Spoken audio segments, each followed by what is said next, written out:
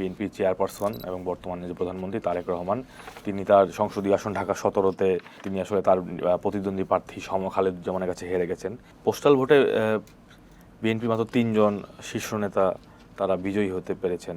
299টি আসনের মধ্যে 255টি আসনেই জামাত এবং তার যে 11 দলীয় জোট, সেই জোটের প্রার্থীরা বিজয়ী হয়েছেন।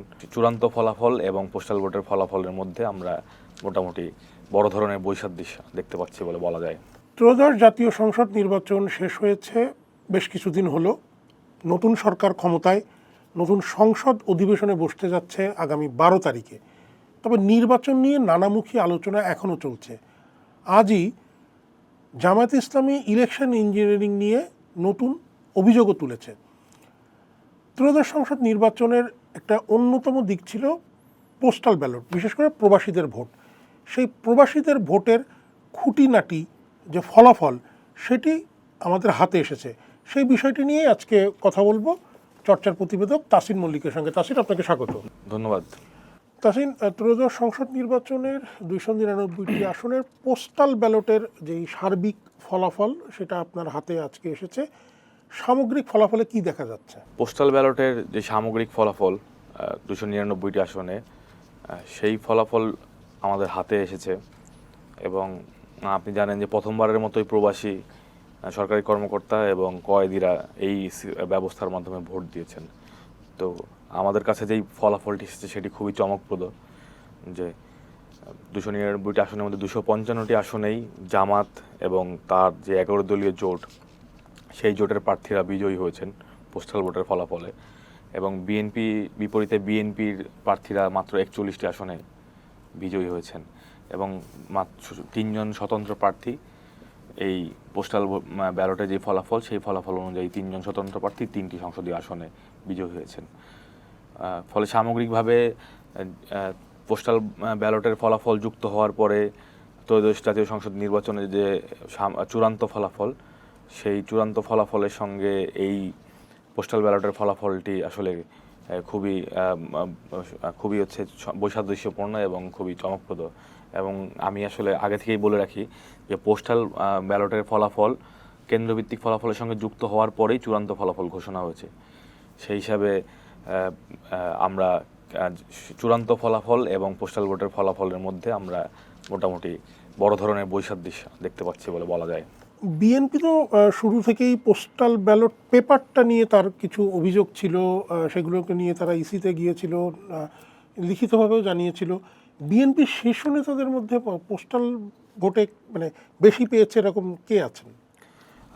পোস্টাল ভোটে বিএনপি মাত্র 3 জন শীর্ষ নেতা তারা বিজয়ী হতে পেরেছেন।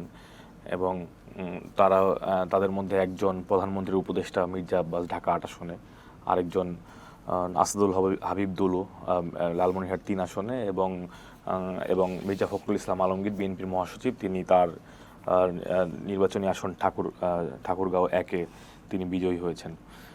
এই 3 জন বাদে বিএনপির চেয়ারপারসন এবং বর্তমানে যে প্রধানমন্ত্রী তারেক রহমান, তিনি তার সংসদীয় আসন ঢাকা 17-তে তিনি আসলে তার প্রতিদ্বন্দ্বী প্রার্থী খালেদুজ্জামানের কাছে হেরে গেছেন। ওই আসনে আমরা দেখেছি যে 2328টি ভোট পেয়েছেন খালেদুজ্জামান, এবং প্রধানমন্ত্রী এবং বিএনপি চেয়ারপারসন উনি 1256টি ভোট পেয়েছেন।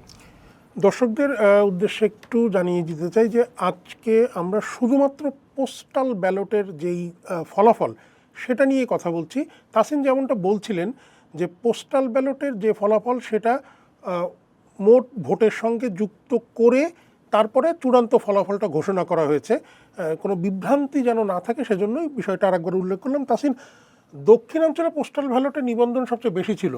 এই অঞ্চলগুলোর মানে ফলাফলের চিত্রটা কেমন পোস্টাল ব্যালটের ক্ষেত্রে? আমরা যেটা আগেই বলেছিলাম যে প্রথমবারের মতো পোস্টাল ব্যালটে ভোট দেওয়া হচ্ছে আর কি, এত বড় পরিসরে। এর আগেও বাংলাদেশের ইতিহাসে পোস্টাল ব্যালটে ভোট দেওয়ার নজির আছে, কিন্তু সেটি খুবই নগণ্য এবং উল্লেখ না করার মতোই। এবারের বর্তমান নির্বাচন কমিশন একটি পোস্টাল ব্যালট বিডি একটি অ্যাপ ডেভেলপ করে অনলাইনে নিবন্ধন এবং পরবর্তীতে ডাকযোগে প্রবাসীদের কাছে ব্যালট পাঠানোর মাধ্যমে একটি হাইব্রিড সিস্টেমের মাধ্যমে এই পদ্ধতিটি তারা এনেছিল। এবং তাদের লক্ষ্য ছিল যে যত সম্ভব ভোটারকে, প্রবাসীকে তারা এর আওতায় আনতে চায়। আমরা দেখেছি যে প্রায় 15 লক্ষ ভোটার সেই পদ্ধতিতে নিবন্ধন করেছিল এবং বিভিন্ন বিভিন্ন আসন ভিত্তিক যে নিবন্ধন, সেই নিবন্ধনের তথ্য নির্বাচন কমিশন তার ওয়েবসাইটে প্রকাশ করেছিল। সে অনুযায়ী দক্ষিণাঞ্চলে যে জেলাগুলো আছে, যে অঞ্চলগুলো আছে, নির্বাচনী অঞ্চলগুলো আছে, কুমিল্লা, ফেনী, নোয়াখালী, চট্টগ্রাম, এই অঞ্চলগুলোতে আসলে অন্যান্য বাংলাদেশের অন্যান্য যে কোনো অঞ্চলের তুলনায় অথবা অন্যান্য যে কোনো সংসদীয় আসনের তুলনায় এইসব আসনগুলোতে নিবন্ধনের পরিমাণ বেশি ছিল এবং সর্বোচ্চ নিবন্ধন ছিল 16,000, যেটা হচ্ছে ফেনী 3 আসনে। ঠিক একইভাবে এই অঞ্চলের অন্যান্য আসনগুলিতেও নিবন্ধনের যে সংখ্যা সেটা ছিল বেশি এবং তার প্রতিফলন কিছুটা ফলাফলেও এসেছে যে এই আসনগুলিতে শুধুমাত্র দুটি কিংবা তিনটি আসন বাদে মোটামুটি সবগুলো আসনেই জামাত এবং 11 দলীয় জোট সমর্থিত প্রার্থীরা বিজয়ী হয়েছেন এবং সেখানে নিকটতম প্রতিদ্বন্দ্বী প্রার্থীর সঙ্গে তাদের ভোটের ব্যবধান কোথাও কোথাও 2,000, কোথাও কোথাও 5 থেকে 6,000-এর মতো আমরা দেখতে পেয়েছি। আমি যতটুকু শুনেছি যে পোস্টাল ব্যালটের যে ফলাফল, পোস্টাল ভোটের যে ফলাফল, সেখানে দুটো মাত্র আসন যেখানে এই পোস্টাল ভোটটা মানে জয় পরাজয় চূড়ান্তের ক্ষেত্রে একটা নিয়ামক ভূমিকা রেখেছে।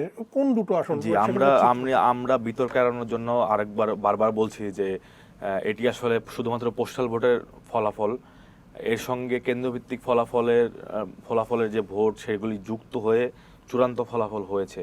তো 299টি আসনে যে পোস্টাল ব্যালটে ভোট হয়েছে এবং আমরা যে ভোটের চিত্রটি দেখতে পাচ্ছি তার সঙ্গে যে মূল ফলাফল, চূড়ান্ত ফলাফলের আসলে বৈসাদৃশ্য আমরা দেখতে পাচ্ছি।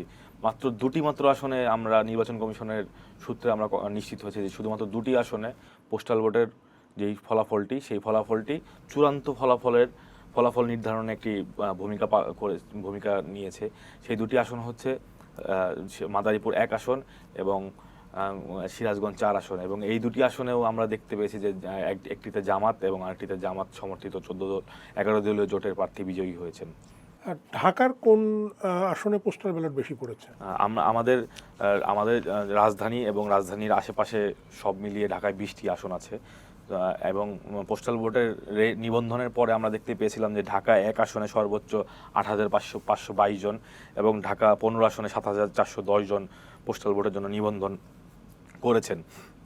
তো সেই হিসাব অনুযায়ী আসলে ঢাকার দুটি আসনে প্রায় 8,000-এর কাছাকাছি আসলে আমরা দেখতে পেয়েছি যে এই দুটি আসনে 8,000 এবং 8,500 এবং 8,000 এই দুটি আসনে সর্বোচ্চ নিবন্ধন হয়েছিল এবং আনুমানিক এবং নির্বাচন কমিশনের তথ্য অনুযায়ী প্রায় 60% করে এই দুটি আসনে পোস্টাল ব্যালটের ভোট পড়েছে এবং আমরা যদি ঢাকা 15 আসন, যেটি হচ্ছে খুবই গুরুত্বপূর্ণ একটি আসন ছিল এবং আলোচিত আসন ছিল এবং সেই আসনটি আপনি কিছুক্ষণ আগেই বলছিলেন যে ভোট ইঞ্জিনিয়ারিং এর একটি অভিযোগও সেই আসনে আছে আর কি। মানে জামাত ইসলাম ভোট ইঞ্জিনিয়ারিং এর একটা অভিযোগ তুলেছে এবং ঢাকা 15 আসনটা তো হচ্ছে জামাতের আমির আসন। সেই আসনে জামাতের আমির প্রায় 2,790টি ভোট পেয়েছেন পোস্টাল ভোটে এবং তার নিকটতম প্রতিদ্বন্দ্বী বিএনপির যে প্রার্থী ছিলেন শফিকুল ইসলাম খান মিল্টন, তিনি পেয়েছেন 1920টি ভোট। আমাদের প্রধানমন্ত্রী তারেক রহমানের আসনে পোস্টাল ব্যালটের চিত্রটা কেমন ছিল? প্রধানমন্ত্রী তারেক রহমানের আসন ঢাকা 17 আসন, আপনারা জানেন যে খুবই অভিজাত এলাকা। এই আসনে 5,922টি ভোটার, 5,922 জন ভোটার আছে পোস্টাল ব্যালটে ভোট দেওয়ার জন্য নিবন্ধন করেছিলেন এবং আমরা আগেও বলেছি যে এখানে আসলে তারেক রহমানের আসনে তিনি পোস্টাল ভোটের যে ফলাফল, সেই ফলাফলে আসলে তিনি পরাজিত হয়েছেন। সেখানে তিনি ভোট পেয়েছেন 1256টি এবং তার যে প্রার্থী বিজয়ী হয়েছেন খালিদুজ্জামান, তিনি 2328টি ভোট পেয়েছেন। কিন্তু আবার চূড়ান্ত ফলাফলের যে হিসাব, সেই ফলাফল আপনি অবশ্যই জানেন যে তারেক রহমান সেই আসন থেকে বিজয়ী হয়ে প্রধানমন্ত্রী নির্বাচিত হয়েছেন এবং এখন আমরা তাকে বর্তমান মন্ত্রিসভাকে নেতৃত্ব দিতে দেখছি এবং আগামী 12ই মার্চ যে সংসদ গঠিত হবে সেই সংসদেও তাকে নেতৃত্ব দিতে দেখবো আর কি আমরা। তাসিন, আপনাকে ধন্যবাদ। পোস্টাল ব্যালটের নানাবিধ বিষয় নিয়ে কথা বলছিলেন চর্চার প্রতিবেদক তাসিন মল্লিক। তাসিনের আরও বিশ্লেষণ আসবে, সেগুলো দেখতে চোখ রাখুন চর্চা.com-এ। চর্চার ইউটিউব চ্যানেল এবং ফেসবুক পেজ ফলো করুন এবং আপনার মতামত জানান। আমরা শুনতে চাই আপনার কথাও। চর্চার সঙ্গে থাকুন।